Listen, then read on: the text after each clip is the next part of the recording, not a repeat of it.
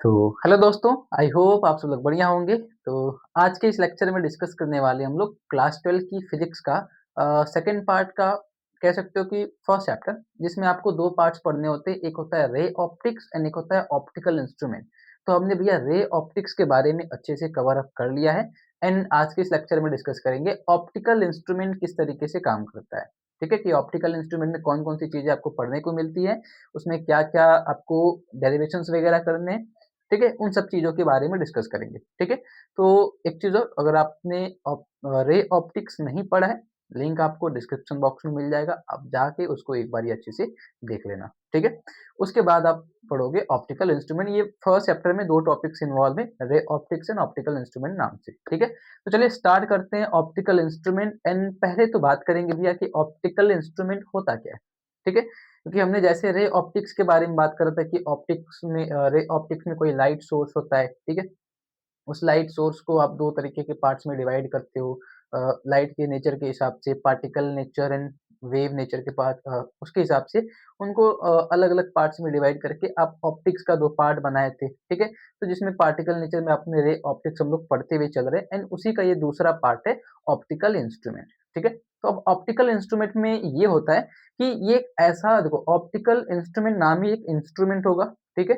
तो इंस्ट्रूमेंट का मतलब कि कोई एक मशीनरी होगी, मशीन सी चीज़ होगी। तो ऑप्टिकल इंस्ट्रूमेंट का मतलब भैया होता है कि कोई दूर की चीज़ अगर आपको देखना हो, ठीक है? या तो छोटी-छोटी कोई चीज़ देखनी हो, एकदम छोटी चीज़ को बड़ा करके देखना हो या फिर दूर की चीज़ों को पास लाके देखना हो, तो वो जिस भी मशीन से, जिस भी इंस्ट्रूमेंट से आप देखते हो, उसको बोला जाता है ऑप्टिकल इंस्ट्रूमेंट, ठीक है? जैसे एग्ज़ाम्पल दूँ तो टेलीस्कोप, माइक्रोस्कोप, है ना? ये इनका एग्ज़ाम्पल होता है। तो टेलीस्कोप में क्या करते हो भैया, आप दूर की चीज़ों को पास में लाके देखते हो, जैसे आपको स्टार्स वग़ैरह देखने हो गए, है ना? तो क्या करते हो, टेलीस्कोप लगाते हो एंड उसको आराम से उसमें अच्छे से देख पाते हो, ठीक है? मतलब वो उतना दूर पे स्टार होता है, आप टेलीस्कोप की मदद से आप उसको आराम से देख पाते हो, ठीक है? तो टेलीस्कोप ये काम करता है एंड सिमिलर अगर आप माइक्रोस्कोप की बात करो, तो माइक्रोस्कोप क्या करता है भैया, तो छोटी-छोटी चीज़ होती हैं, उनको बड़ा करके दिखाता है माइक्रोस्कोप, ठीक है? तो अब इसी से स्टार्ट करेंगे। जो ऑप्टिकल इंस्ट्रूमेंट है, वो क्या करता है? देखो, ऑप्टिकल इंस्ट्रूमेंट दूर की ऑब्जेक्ट्स को भी दिखा सकता है, छोटी चीज़ों को भी आपको बड़ा करके दिखा सकता है, ठीक है? अब दूर की चीज़ों को देखना हो तो टेलीस्कोप की सहायता लोगे एंड अगर पास की चीज़ों को देखना हो तो आप माइक्रोस्कोप का यूज़ करते हो। तो ऑप्टिकल इंस्ट्रूमेंट में आपको इन्हीं दोनों चीज़ों के बारे में डिस्कस करना है कि माइक्रोस्कोप क्या होता है एंड टेलीस्कोप क्या होता है, ठीक है? जो पहली टॉपिक रहेगी भैया हमारी, उसका नाम है माइक्रोस्कोप, ठीक है? माइक्रोस्कोप। अब ये माइक्रोस्कोप क्या होता है? तो माइक्रोस्कोप देखो, सिंपल सा एक वर्ड होता है, मतलब एक ऐसा इंस्ट्रूमेंट है, ऑप्टिकल इंस्ट्रूमेंट का एक टाइप होता है जो कि छोटी-छोटी चीज़ों को थोड़ा बड़ा करके दिखाता है, जिसको आप अच्छे से देख पाते हो। जैसे अगर आपको एग्ज़ाम्पल दूँ, कभी-कभी होता है ना कि आपको पास की चीज़ें नहीं दिखती हैं, तो चश्मा वगैरह लगाना पड़ता है या फिर एक काम किए छोटे टाइम पे, जब आप छोटे रहे होगे तो जब ड्राइंग बॉक्स खरीदते हो आप, है ना? जब आप ड्राइंग बॉक्स खरीदते हो, तो उसमें एक ऐसा गोल सा एक ऐसा कुछ मिलता है तुमको, ऐसा गोल सा, देखा होगा आपने, है ना? गोल सा एक लकड़ी जैसा होता है या फिर प्लास्टिक का ही बनाते हैं एंड सेम चीज़ आप जब कभी लैब वगैरह में जाओ, तो लैब में भी ऐसा कुछ तो देखने को मिलता है, जिसको कभी-कभी डॉक्टर्स यूज़ करते हैं। अगर दाँत-वूँत के अंदर देखना हो, कान-वून के अंदर देखना हो, तो डॉक्टर्स यूज़ करते हैं या फिर साइंटिस्ट देखो तो अक्सर उनके हाथ में दिख जाता है कि साइंटिस्ट के पास में एक ऐसा इंस्ट्रूमेंट तो रहता ही है जिसको लेंस लगा के, मतलब उसके अंदर एक लेंस रहता है एंड उसको ऐसे पकड़ा रहते हैं, है ना? तो वो चीज़ क्या होती है, वो एक माइक्रोस्कोप का पार्ट होता है। वो एक माइक्रोस्कोप होता है जिसको सिंपल माइक्रोस्कोप बोला जाता है, ठीक है? एंड सिमिलर एक ऐसा भी माइक्रोस्कोप होता है, जैसे आप लैब में जाओ, तो लैब में एक ऐसा माइक्रोस्कोप देखने को मिलेगा तुमको, इस टाइप का, कुछ इस टाइप का एक माइक्रोस्कोप देखने को मिलता है। अगर आपने कभी लैब में जाते हो, तो लैब में जाना और देखना, इस टाइप का भी आपको एक माइक्रोस्कोप देखने को मिलता है लैब के अंदर, है ना? इस टाइप में लगभग देखने को मिलता है। तो ये क्या होता है, ये भी एक टाइप का माइक्रोस्कोप होता है, ठीक है? तो माइक्रोस्कोप के अंदर ना 2 टाइप आपको देखने को मिलेंगे। एक जो होगा, इसको नॉर्मल माइक्रोस्कोप बोलते हैं, ठीक है? ये एक नॉर्मल माइक्रोस्कोप होता है। दूसरा जो होता है, ये नॉर्मल या फिर इसको सिंपल माइक्रोस्कोप बोलते हैं, ठीक है?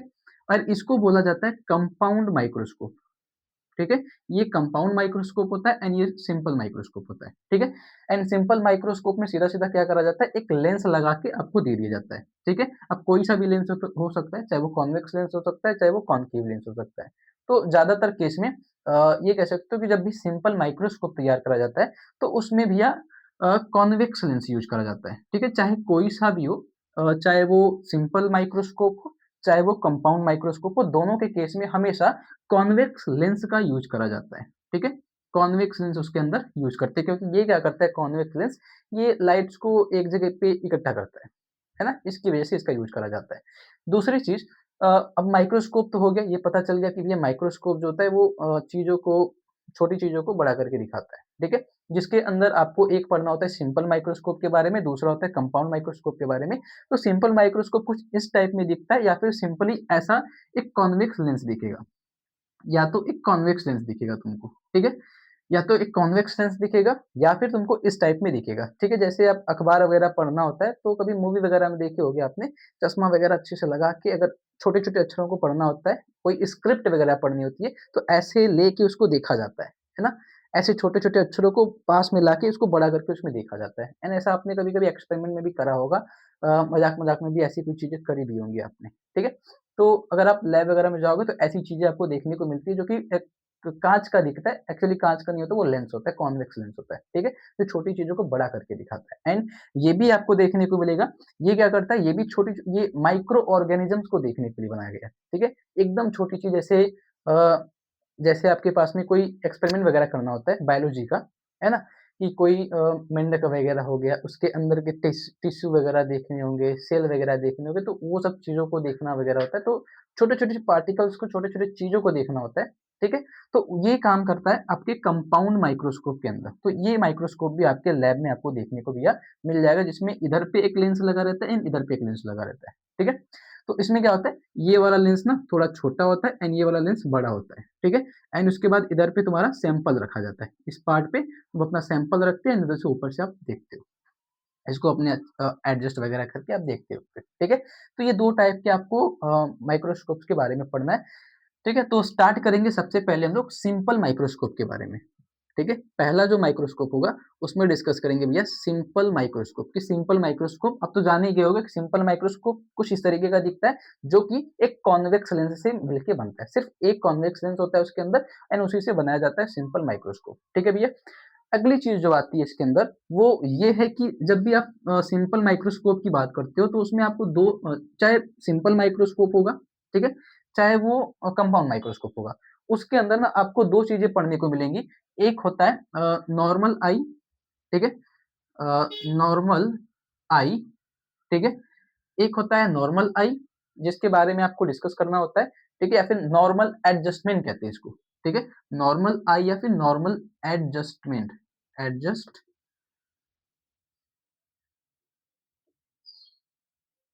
नॉर्मल आई, या फिर नॉर्मल एडजस्टमेंट, एंड एक होता है रिलैक्स्ड आई, रिलैक्स्ड आई, ठीक है? 2 टॉपिक्स आपको पढ़ने होंगे जब भी आप सिंपल माइक्रोस्कोप पढ़ोगे और कंपाउंड माइक्रोस्कोप पढ़ोगे, तो उसके अंदर आपको 2 टॉपिक्स पढ़ने को मिलेगा। एक होता है नॉर्मल एडजस्टमेंट एंड एक होता है रिलैक्स्ड आई, ठीक है? अब normal adjustment and relaxed eye का केस क्या होता है? नॉर्मल एडजस्टमेंट का मतलब होता है कि आपकी नॉर्मल आई साइट, ठीक है? एक ह्यूमन का नॉर्मल आई साइट, तो नॉर्मल आई साइट या फिर लीस्ट डिस्टेंस कहते हैं इसको, ठीक है? जो कि 25 सेंटीमीटर का डिस्टेंस होता है। अगर आपको नॉर्मली देखना हो, कहा जाता है कि अगर एक हेल्दी आई हो, और हेल्दी आई कितना मीटर का डिस्टेंस देख सकता है, कितना सेंटीमीटर देख सकता है। तो भैया 25 सेंटीमीटर अगर कोई इंसान देख पा रहा है अच्छे से, तो कहा जाता है वो एक हेल्दी आई वाला इंसान है, ठीक है? एंड उसका इसको लिखा जाता है लीस्ट डिस्टेंस, लीस्ट डिस्टेंस, ठीक है? लीस्ट डिस्टेंस बोला जाता है। लीस्ट डिस्टेंस आई बोला जाता है, ठीक है? एंड इसको दिखाया जाता है डी से, ठीक है? लीस्ट डिस्टेंस आई बोला जाता है एंड इसको डी से दिखाया जाता है, एंड वो होता है 25 सेंटीमीटर के आसपास में, मतलब 25 सेंटीमीटर होता है। अगर आप 25 सेंटीमीटर अच्छे से देख पाते हो भैया, तो आपके पास में एक नॉर्मल आई है, जिसको नॉर्मल एडजस्टमेंट के केस में रखा जाता है, ठीक है? दूसरा जो होता है वो रिलैक्स्ड आई का केस होता है। रिलैक्स्ड आई के केस में क्या करते हैं, ऑब्जेक्ट्स को ना फोकस पे रखते हैं। इसमें याद रखना, इसमें जो इमेज होता है, ठीक है? इसका जो इमेज था वो 25 सेंटीमीटर के डिस्टेंस पे बनता है, एंड इसका जो इमेज होता है भैया वो इन्फिनाइट पे बनता है, ठीक है? रिलैक्स्ड आई के केस में जो इमेज बनता है वो इन्फिनाइट पे होता है। ऑब्जेक्ट जो होता है, उस केस के लिए ऑब्जेक्ट को हमेशा एट फोकस पे रखते हैं, ठीक है? ऑब्जेक्ट को जब फोकस पे रखोगे, इमेज फॉर्म करोगे तो वो इनफाइनाइट पे बनता है एंड उस केस को आप रिलैक्स्ड आई केस बोलते हो। एंड जब भी आप इमेज 25 सेंटीमीटर के डिस्टेंस पे बनाते हो और ऑब्जेक्ट ऑफ फोकस के आसपास में कहीं पे भी रख सकते हो, ठीक है, तो उसको बोला जाता है वो नॉर्मल एडजस्टमेंट का केस होता है। तो ये दोनों केस आपको पढ़ने रहते हैं सिंपल माइक्रोस्कोप के अंदर एंड कंपाउंड माइक्रोस्कोप के अंदर, ठीक है। तो पहला स्टार्ट करेंगे हम लोग नॉर्मल एडजस्टमेंट का केस, ठीक है। पहले बात करेंगे कि नॉर्मल एडजस्टमेंट का केस क्या होता है एंड उससे पहले आपको कुछ एक चीज होती है, मतलब इसके अंदर जो बेसिक सी चीज पढ़नी होती है कि नॉर्मल एडजस्टमेंट तो ये होता है, ठीक है। दूसरी चीज होती है जो उसको मैग्नीफाइंग पावर बोलते हैं, ठीक है। मैग्नीफाइंग पावर बेसिकली ना आपको यही निकालना पड़ता है। आपको आप जो भी ऑप्टिकल इंस्ट्रूमेंट में जो भी टॉपिक्स पढ़ोगे, चाहे वो सिंपल माइक्रोस्कोप का हो, चाहे वो कंपाउंड का हो, चाहे वो टेलीस्कोप का ही क्यों ना हो, आपको टेलीस्कोप भी पढ़ना है, ठीक है। तो उन सबके केस में ना आपको ये मैग्नीफाइंग पावर निकालना होता है, जिसको आप सिंपल लेंस के केस में मैग्निफिकेशन कहते हो। मैग्निफिकेशन आपने ये पढ़ा होगा, मैग्निफिकेशन क्या होता है किसी भी ऑब्जेक्ट का लेंस के केस में, ठीक है। लेंस के केस में v डिवाइड बाई यू ये आप लिखते आते हो, ठीक है। मैग्निफिकेशन ऑफ लेंस अगर लिखना हो तो m is equal to v divide by u करके लिखते हो, ठीक है। एंड सेम चीज जब आप मैग्नीफाइंग पावर की बात करते हो, मतलब मैग्निफिकेशन जब आप माइक्रोस्कोप में जाते हो ना, तो माइक्रोस्कोप के अंदर मैग्निफिकेशन की जगह पे मैग्नीफाइंग पावर लिखा जाता है, ठीक है। एंड इसमें ये क्या होता है, v क्या होता है, तो v से आप रेफर करते हो इमेज का डिस्टेंस, v रेफर करता है भैया इमेज का डिस्टेंस एंड u रेफर करता है ऑब्जेक्ट का डिस्टेंस, ठीक है। कि इमेज का डिस्टेंस एंड ऑब्जेक्ट के डिस्टेंस के रेशियो को आप बोलते हो मैग्निफिकेशन ऑफ द लेंस, या फिर h dash divide by h ये करके लिखते हो आप। इमेज की हाइट डिवाइड बाई ऑब्जेक्ट की हाइट ये करके आप लिखते हो। सेम के जब आप मैग्नीफाइंग पावर में चलोगे ना, तो इसमें एंगल के हिसाब से बताना पड़ता है, ठीक है। अब एंगल कैसा होता है, तो उसमें लिखा जाता है इमेज का एंगल, ठीक है। एंगल ऑफ इमेज, ठीक है, angle of image from optical centre, optical centre divide by लिखा आता है angle of object, angle of object from optical centre. मतलब ऑप्टिकल सेंटर से, ठीक है, ऑप्टिकल सेंटर से जो इमेज होगा, ठीक है, वो इमेज कितना एंगल बनाएगा एंड ऑब्जेक्ट जो होगा वो कितना एंगल बनाएगा फ्रॉम ऑप्टिकल सेंटर, उसके रेशियो को बोला जाता है मैग्नीफाइंग पावर। एंड दिखाने का तरीका वही सिंपली एम ही होता है। मतलब ये चीज एंड ये चीज बराबर है, बस दोनों जगह पे दिखाने का तरीका अलग अलग है। जब लेंस की बात करते हैं, सिंपल लेंस की बात करते हैं, तो हम ये फॉर्मूला यूज करते हैं एंड नॉर्मल केस में, मतलब नॉर्मल केस में ये फॉर्मूला यूज करते हैं, ठीक है। एंड जब मैग्नीफाइंग पावर की बात करेंगे तो वो माइक्रोस्कोप वगैरह में बात करी जाती है एंड उसके केस में ये फॉर्मूला यूज करा जाता है एंगल ऑफ, मतलब angle of image from the optical centre to the angle of object from the optical centre, ये फॉर्मूला यूज करा जाता है। एंड ये दोनों चीज ना आपस में बराबर होती है, ठीक है। ये बराबर कैसे होंगी वो भी मैं करके दिखाऊंगा अभी, ठीक है। पर ये दोनों चीज आपस में बराबर होती है, ठीक है। अभी इनका डेरिवेशन वगैरह भी करेंगे, तो ये चीज अलग से एक टॉपिक है, इसको नोट कर लेना। मैग्नीफाइंग पावर क्या होती है, ratio of this in this कहा जाता है उसको मैग्नीफाइंग पावर ऑफ माइक्रोस्कोप, ठीक है। दूसरी चीज इसको दिखाने का तरीका, इसको दिखाया जाता है अल्फा से, बीटा से, ठीक है। इमेज को एंगल को बीटा से दिखाते हैं एंड ऑब्जेक्ट के एंगल को अल्फा से दिखाते हैं, ठीक है। तो बीटा बाई अल्फा इसका फॉर्मूला बनता है m is to beta by alpha and also is equal to v divide by u and h dash by h करके ये होता है, ठीक है। तो माइक्रोस्कोप के केस में आप ये फॉर्मूला यूज करते हो, सिंपल लेंस के केस में आप ये फॉर्मूला यूज करते हो, ठीक है। तो इनको एक बार नोट कर लो, फिर हम लोग चलते हैं इसके केस पे। सिंपल माइक्रोस्कोप में पहला जो पॉइंट हमारा होगा वो नॉर्मल एडजस्टमेंट का होगा, ये टॉपिक होगी हमारी, ठीक है। चलो अब हम डिस्कस करेंगे। अब तो ये चीज समझ गए होगे मैग्नीफाइंग पावर कैसे निकालना है, ठीक है। अब नॉर्मल एडजस्टमेंट की बात करें तो भैया नॉर्मल एडजस्टमेंट के केस में क्या पहले देखो, पहला काम क्या होगा, सिंपल माइक्रोस्कोप बनाना है तुमको। तो सिंपल माइक्रोस्कोप तैयार करोगे तो सिंपल माइक्रोस्कोप भैया सीधा सीधा एक लेंस होता है। सिंपल माइक्रोस्कोप का मतलब it is a convex lens, it is a convex lens. ये सिर्फ कॉन्वेक्स लेंस होता है, इसके अलावा कुछ भी नहीं होता है इसके अंदर। कॉन्वेक्स लेंस बना लो, उसको जहां पे भी चिपकाना चिपका के एक ऐसा इंस्ट्रूमेंट तैयार कर लो, उसमें सिर्फ कॉन्वेक्स लेंस होना चाहिए, उसको बोला जाता है सिंपल माइक्रोस्कोप, ठीक है।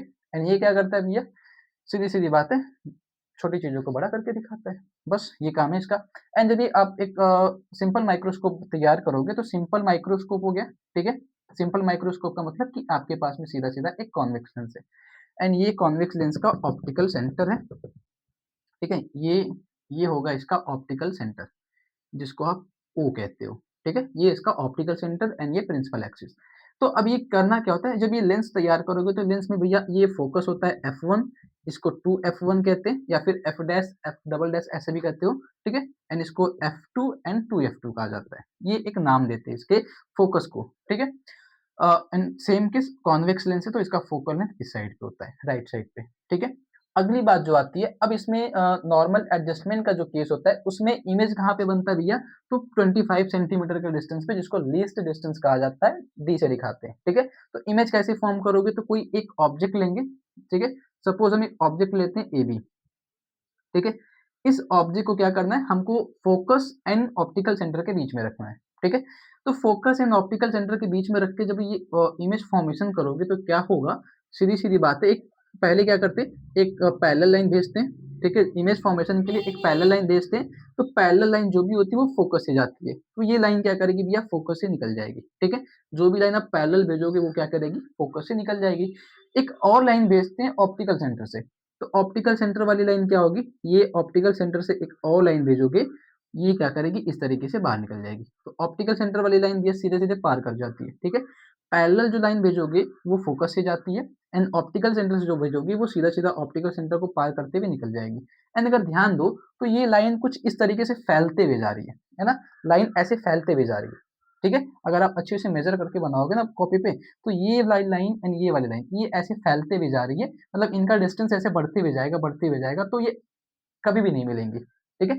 तो आगे तो कभी भी नहीं मिलेंगे, तो इनका इमेज बनाने के लिए क्या करते हैं भैया, इसको ना पीछे बढ़ाते हैं, ठीक है? इसका इमेज बनाने के लिए क्या करते हैं, इसको पीछे बढ़ाते हैं, तो पीछे बढ़ाओगे तो ये पीछे जाएगा, पीछे जाएगा, पीछे जाएगा एंड इसको पीछे लेके जाओगे, तो पीछे जाने के बाद कहीं न कहीं तो एक ऐसा पॉइंट आएगा जहाँ पे जाके ये दोनों मिलते हैं, ठीक है? एक पॉइंट तो ऐसा आता है जहाँ पे ये दोनों जाके आपस में कभी न कभी तो मिलते हैं, तो इसको जब अच्छे से बनाओगे, ठीक है?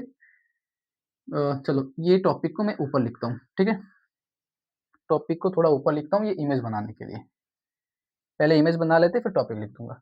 इसको आप पीछे बढ़ाते जाओगे, पीछे बढ़ाते जाओगे, पीछे बढ़ाते जाओगे एंड इसको भी आप पीछे बढ़ाते जाओगे, पीछे बढ़ाते जाओगे, तो ये एक पॉइंट ऐसा आएगा जहाँ पे जाने के बाद ये दोनों आपस में मिल जाएँगे। मतलब आगे बढ़ाओगे तो पैरेलल होके ऐसे फैल जा रही हैं, तो कभी नहीं मिलेंगे, बट पीछे बढ़ाओगे तो ये इस पॉइंट पे मिलेंगी।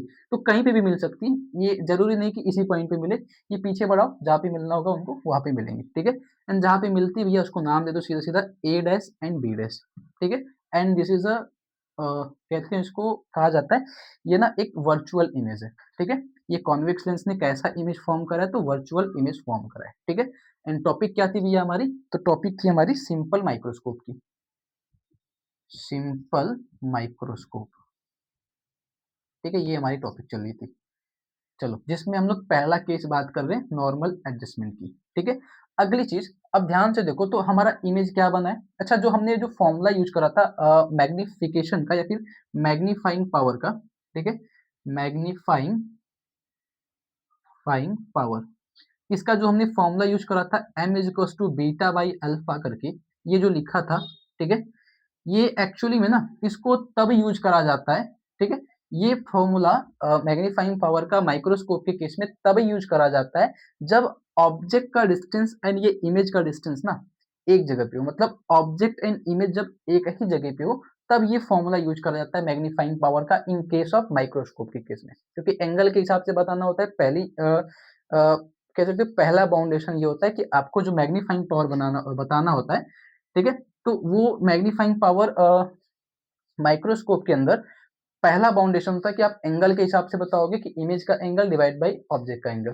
दूसरा बाउंडेशन ये होता है उसके अंदर कि जो भी ऑब्जेक्ट होगा, वो ऑब्जेक्ट आपके इमेज की जगह पे भी होना चाहिए। मतलब ऑब्जेक्ट का डिस्टेंस एंड इमेज का डिस्टेंस एक ही होना चाहिए, ठीक है? तो हम क्या करते हैं कि हमारा तो ऑब्जेक्ट यहाँ पे था, इमेज उसने यहाँ पे बनाया, तो जब ये कैलकुलेशंस वगैरह करते हैं ना, तो उसको सिम्प्लीफाई करने के लिए ऑब्जेक्ट को इसकी जगह पे कंसीडर करा जाता है कि ऑब्जेक्ट यहाँ पे भी है। हम ये कंसीडर करते हैं, मतलब मानते हैं अपनी तरफ से, ताकि ये फॉर्मूला सैटिस्फाई करे, क्योंकि ये बाउंडेशन होता है मैग्नीफाइंग पावर का कि ऑब्जेक्ट एंड इमेज एक ही जगह पे होना चाहिए। तो ऑब्जेक्ट हमारा एक्चुअल में यहाँ था, बट हम इसको कंसीडर करते हैं ताकि ये इस जगह पे आ जाए एंड इसको हम मान के चलते हैं, ये हमारा था ऑब्जेक्ट ए एंड बी की जगह पे बी डैश। तो ऑब्जेक्ट यहाँ पे था, बट उसको मानना पड़ता है कि वो यहाँ पे है, कि ऑब्जेक्ट इमेज की जगह पे है, ठीक है? फॉर इस फॉर्मूले के लिए, ठीक है? अब अगली चीज़, तो अगर ध्यान दो तो इमेज कहाँ बना है, ये ऑब्जेक्ट था, तो ऑब्जेक्ट ने इमेज कहाँ पे बनाया था, तो इमेज बनाया था उसने वी डिस्टेंस पे, ठीक है?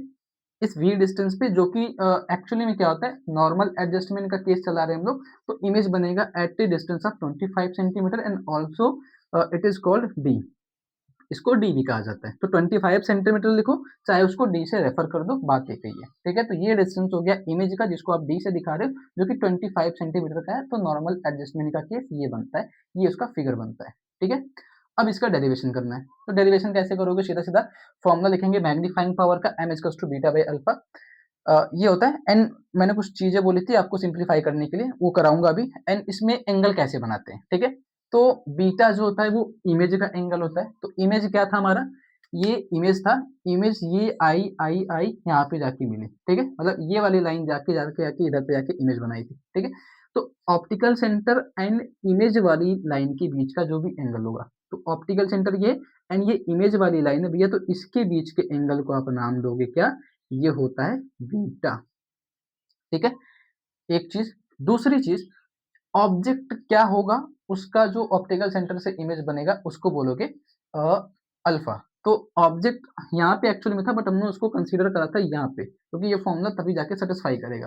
तो इधर पे ऑब्जेक्ट है एंड ये इमेज एंगल बनाएगा इस तरीके से, ऑप्टिकल सेंटर से ये एंगल बनाएगा, ये होगा एंगल, जिसको आप नाम दोगे अल्फा। तो ये एक एंगल बना है अल्फा ऑब्जेक्ट से एंड ये इमेज का है, जो कि बनाएगा बीटा एंगल, ठीक है?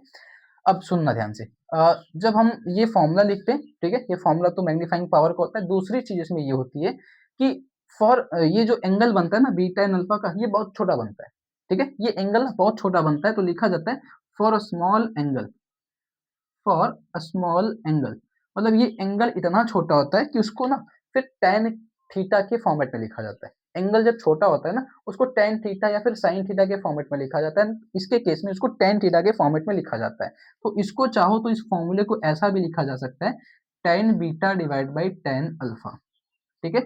इस फॉर्मूले को ऐसा भी लिख सकते हो, बट तब लिखोगे जब एंगल बहुत छोटा होगा, तब मैग्नीफाइंग पावर का फॉर्मूला ये बनाओगे ten beta by alpha, and इसका फॉर्मूला रखोगे, मतलब वैल्यू रखोगे टेन बीटा बाई अल्फा की वैल्यू। तो इनकी वैल्यू क्या है, ध्यान दो, तो बीटा कहाँ पे, ये एंगल है एंड ध्यान दो, तो ये एक ट्रायंगल बन रहा है, ये एक ट्रायंगल है, ठीक है?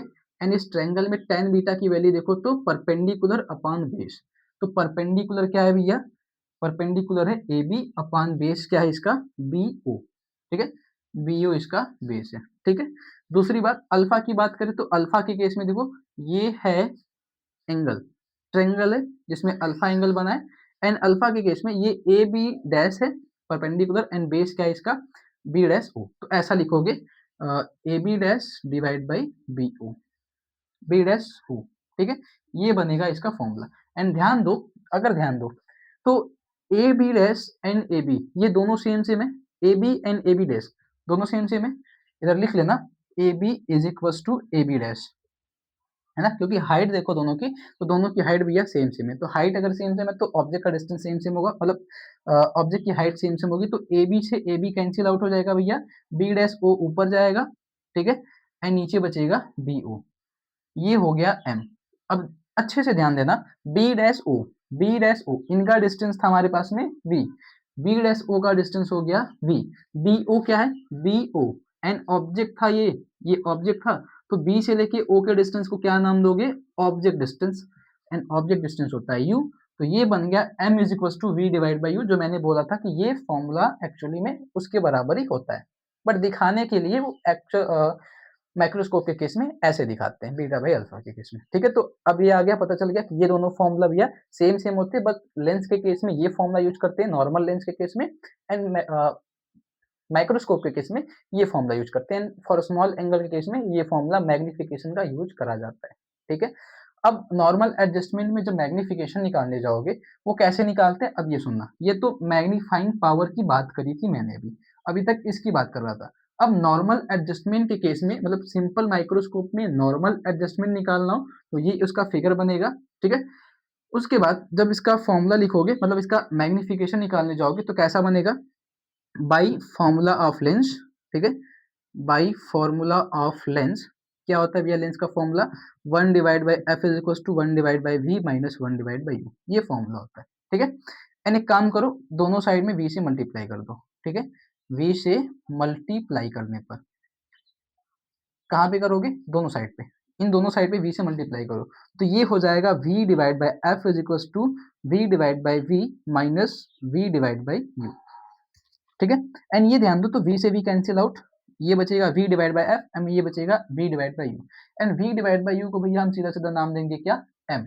तो ये हो जाएगा v divide by f is equal to, इसकी वैल्यू हो जाएगी 1 and minus v divide by u को क्या लिखोगे, m, ये हो जाएगा m। तो m की वैल्यू निकालोगे तो ये m को इधर भेज दो, इनको उधर भेजो, m को इधर भेजो, इन दोनों को उधर भेजो, तो m माइनस में इस साइड पे आएगा तो प्लस, इक्वल का साइन लगाओगे, 1 पहले से, ये प्लस में था उधर जाएगा तो माइनस, ये बनेगा formula m is equal to 1 minus v divide by f.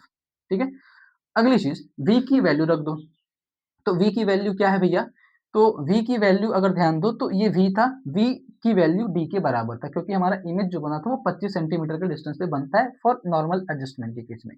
तो v की वैल्यू d के बराबर है, एंड जब इसका देखो, जब भी वैल्यू पुटअप करते हैं तो आपको याद होगा साइन कन्वेंशन के साथ में रखते हैं। ठीक है, तो इधर नापने के लिए d को आओगे तो लेफ्ट साइड आना पड़ेगा, एंड लेफ्ट साइड में v की वैल्यू निगेटिव होती है, तो ये हो जाएगा v is equal to minus का d। ठीक है, तो माइनस डी पुटअप करोगे तो क्या हो जाएगा 1 एंड माइनस माइनस प्लस, ये माइनस एंड ये माइनस प्लस करके d डिवाइड बाई एफ, तो ये फॉर्मूला बनता है m is equal to 1 plus D by F करके।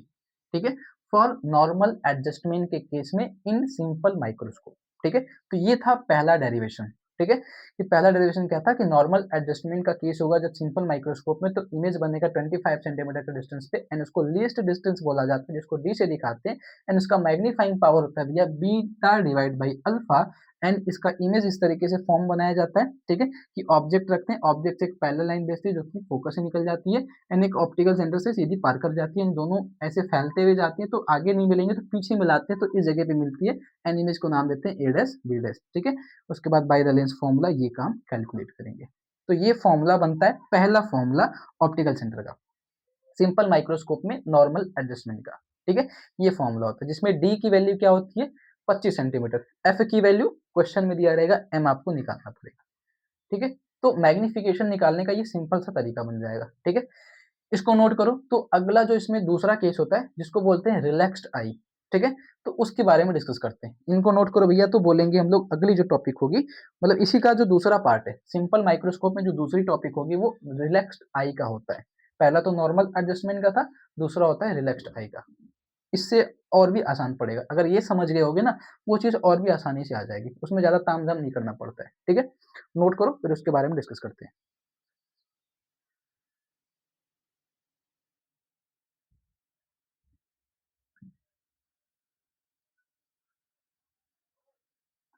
एंड एक चीज और, ये जो नॉर्मल एडजस्टमेंट निकाला है अभी ना सिंपल माइक्रोस्कोप का, इसको थोड़ा अच्छे से ध्यान देना, क्योंकि ये भी आगे जब आगे और भी जो डेरिवेशंस करेंगे ना उसमें ये यूज होगा।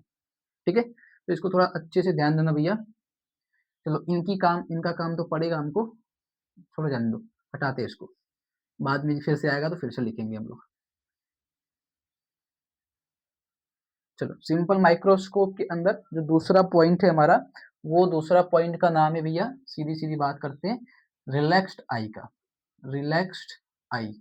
ठीक है, जो दूसरा केस होता है वो होता है रिलैक्स्ड आई का केस। तो फर्स्ट केस था नॉर्मल एडजस्टमेंट, जिसमें इमेज बनाते हैं at a distance of 25 centimetre, जिसको लीस्ट डिस्टेंस कहते हैं।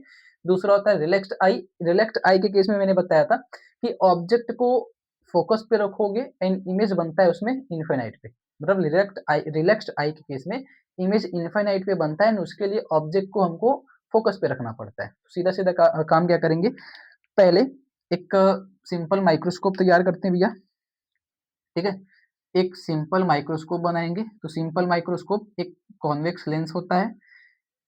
ठीक है, बस एक कॉन्वेक्स लेंस को ही बोला जाता है सिंपल माइक्रोस्कोप, एंड ये इसका ऑप्टिकल सेंटर, मतलब प्रिंसिपल एक्सिस, एंड ये ऑप्टिकल सेंटर, एंड इसका focus F1, focus F2, 2F1 कहते हैं इसको, इसको F2 कहते हैं, इसको 2F2 कहते हैं। ठीक है, तो कह रहे हैं कि ऑब्जेक्ट को कहाँ पे रखना है, रिलैक्स्ड आई के केस में इमेज बनता है इनफाइनाइट पे। चलो लिख देता हूँ, image at infinite, so object at focus. Object को फोकस पे रखना पड़ता है जिसकी वजह से इमेज आपका इनफाइनाइट पे बनता है, ठीक है। तो सिंपल माइक्रोस्कोप में जब रिलैक्स्ड आई की बात करेंगे तो ऑब्जेक्ट को कहाँ पे रखोगे भैया, ऑब्जेक्ट को रखोगे फोकस पे, object as exact as focus. तो ये हो गया ए बी आपका ऑब्जेक्ट। तो अब इमेज बनाने के लिए सीधा सीधा काम क्या करते हो, पहला एक लाइन आप पैरेलल भेजोगे, ठीक है। तो पैरेलल वाली लाइन क्या करती है, फोकस से जाती है, तो ये फोकस से निकल जाएगी, ये तुम्हारा फोकस, ठीक है। पैरेलल वाली लाइन फोकस से निकल जाती है। दूसरा एक लाइन ऑप्टिकल सेंटर से भेजोगे तो ऑप्टिकल सेंटर से जाएगी एंड ये भी कुछ इस तरीके से बाहर निकल जाएगी। अब अगर ध्यान दो एंड अगर आप कॉपी पे अच्छे से बनाओगे तो ये जो दोनों लाइन होती है ना, ये दोनों पैरेलली जाती है, पैरेलली बराबर जाती है। पीछे वाले केस में क्या था, पैरेलल तो थी बट ऐसे आगे फैलती भी जा रही थी, बट इसमें क्या होता है एकदम सीधे निकल जाती है, पैरेलल होते हुए सीधे सीधे जाती है। मतलब जब पैरेलली सीधे जाएंगी तो कभी नहीं मिलती, मतलब ये आगे बढ़ा लो चाहे इनको पीछे बढ़ा लो कभी नहीं मिलने वाली। मतलब इनको चाहे तुम ये आगे बढ़ाओ चाहे तुम इनको पीछे बढ़ाओ, ये कभी भी नहीं मिलेंगी। तो कभी भी नहीं मिलेंगी तो इसको बनाने का तरीका क्या होगा, तो इसको बनाने के लिए सीधा सीधा ऐसे कंसीडर करा जाता है कि इसको पीछे बढ़ाओ, हो सकता है तो पीछे भी बढ़ाओ, तो पीछे भी बढ़ाने पे कहीं पे भी नहीं मिलती, मतलब इनको अच्छे से पीछे बढ़ाना, ठीक है। इनको ना भैया अच्छे से पीछे बढ़ाना, ये तो इमेज गलत कर लोगे तो दिक्कत हो जाएगी, ठीक है। तो इनको पीछे बढ़ाओगे तो ये कभी भी नहीं मिलेंगी, तो कभी भी नहीं मिलेंगी तो लिखा जाता है image at infinite, image at infinite, ठीक है। Image at infinite, in infinite पे बनेगा तो इसको ऐसे कंसीडर कर लो, ऐसे एक नाम दे दो सीधा सीधा, ये ए बी डैश है, ठीक है, यही आपका इमेज है, ठीक है। अब कहाँ पे बनेगा तो पता नहीं, तो इसको लिख के एक नाम दे देते हैं ताकि हमको वी एंड यू की वैल्यू कंसीडर कर पाए अच्छे से, उसको एक उसके लिए एक नाम दे देते हैं, ठीक है। तो ये हो जाएगा वी, इसको नाम देते हैं भैया ये क्या है वी, ठीक है। एंड वी को ऑल्सो रेफर करा जाता है डी के फॉर्म में, वी को किससे दिखाते हैं, डी से भी रेफर करा जाता है, ठीक है। दूसरी चीज इसमें ऑब्जेक्ट कहाँ पे, तो ये ऑब्जेक्ट है ये यहाँ पे, मतलब ये ऑब्जेक्ट डिस्टेंस हो गया क्योंकि ऑब्जेक्ट आपका फोकस पे। एंड एक चीज फोकस एंड ऑब्जेक्ट के ऑप्टिकल सेंटर है ना, optical centre and principal focus के बीच का डिस्टेंस को क्या कहते हो, फोकल लेंथ। तो ये एक और चीज बनाएगा, ये फोकल लेंथ के भी बराबर होगा, मतलब जो u होगा भैया वो फोकल लेंथ के बराबर होगा, एंड जो d होगा भैया वो मतलब v जो होगा, v जो होगा वो d के बराबर होता है, ठीक है। तो अगला काम इसमें सबसे आसान काम यही होता है कि सीधा मैग्निफिकेशन का फॉर्मूला लिखो m is to v divide by u का, ठीक है। m is to v divide by u का फॉर्मूला रखो, ऑब्जेक्ट डिस्टेंस देखो, इमेज डिस्टेंस देखो। तो इमेज डिस्टेंस लेफ्ट साइड पे आओगे, v की वैल्यू नेगेटिव फॉर्म में, u की वैल्यू नेगेटिव फॉर्म में, तो सीधा सीधा वैल्यू पुटअप करो, minus D divide by minus F, ये हो जाएगा d divide by f, m is equal to D divide by F, सीधा सीधा फॉर्मूला एकदम आराम से। मतलब सिंपल माइक्रोस्कोप में रिलैक्स्ड आई का फॉर्मूला एकदम सीधे सीधे निकाल सकते हो, एम का फॉर्मूला डायरेक्टली यूज करा जाता है इसमें, ठीक है, एंड डायरेक्ट निकाल सकते हो। तो एंगल वगैरह नहीं लगाओगे क्योंकि इमेज बन रहा है पता नहीं कहाँ पे बनेगा, तो इमेज का हमको नहीं पता, तो इसलिए हम एंगल नहीं बना पाएंगे। तो एंगल नहीं बना पाएंगे तो डायरेक्ट फॉर्मूला यूज कर सकते हैं क्योंकि दोनों फॉर्मूला एक दूसरे के बराबर होता है, तो जाहिर सी बात है यूज कर सकते हैं। तो ये यूज करके आप M equal to D by F निकाल सकते हो। तो एक फॉर्मूला हमने निकाला क्या, नॉर्मल एडजस्टमेंट में 1 प्लस डी बाई एफ का फॉर्मूला जो कि नॉर्मल एडजस्टमेंट का होता है, ठीक है, first case. And second case हमने क्या निकाला, M is to D by F, simple microscope के केस में ये फॉर्मूला बनता है आपका, ठीक है। एंड ये सीधा सीधा इसका डेरिवेशन, ठीक है। इनको नोट करो। तो हम लोग दूसरे माइक्रोस्कोप के ऊपर चलते हैं, ठीक है, जिसको कहा जाता है कंपाउंड माइक्रोस्कोप, थोड़ा सा अलग होता है इससे, तो उसको नाम देंगे कंपाउंड माइक्रोस्कोप। इनको नोट करिए फिर उसको डिस्कस करते हैं, ठीक है। कि क्या होता है भैया कंपाउंड माइक्रोस्कोप।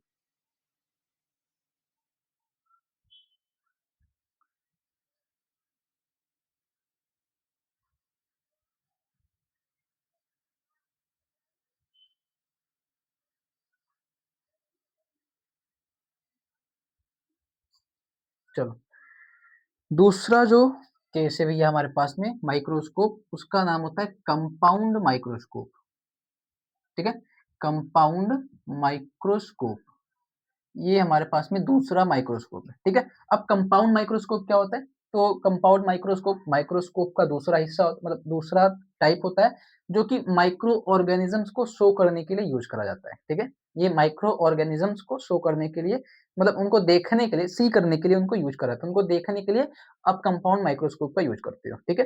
अब ये कंपाउंड माइक्रोस्कोप कैसा दिखता है मैंने बताया था अभी जस्ट पहले ही स्टार्टिंग में ही।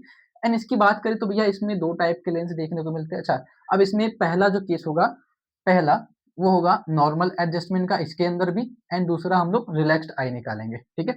नॉर्मल एडजस्टमेंट पहले यूज करेंगे, ये निकालेंगे एक बारी, फिर ये हो जाएगा तो फिर हम लोग क्या करेंगे, रिलैक्स आई निकालेंगे, ठीक है। अब इसमें इमेज कैसे फॉर्मेशन करते हैं नॉर्मल एडजस्टमेंट का अगर बनाना हो तो कंपाउंड माइक्रोस्कोप में दो लेंस होता है, एक होता है ऑब्जेक्टिव लेंस, ठीक है, एंड एक होता है आई पीस।